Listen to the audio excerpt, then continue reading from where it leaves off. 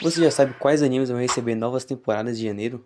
Rapaz, o bagulho vai ser louco. No dia 8 de janeiro vai chegar a terceira temporada de Jujutsu Kaisen, meu parceiro. Com destaque a batalha entre o Yuta e o Yoji Tadori, adaptando o arco Jogo do Abate. Recentemente foi lançado o filme que adaptou os 3 primeiros episódios do anime nos cinemas, só que eu não fui ver porque eu sou pobre, né?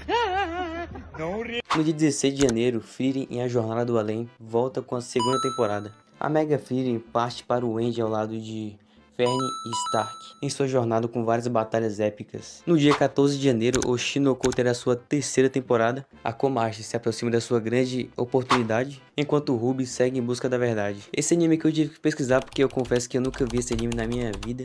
Dia 9 de janeiro chega a segunda parte da terceira e última temporada de Fire Force, com o caos. Shinra e a Companhia 8 lutam para impedir o fim do mundo. No dia 11 de janeiro, Hell's Paradise também teve sua segunda temporada confirmada. Só anime de qualidade.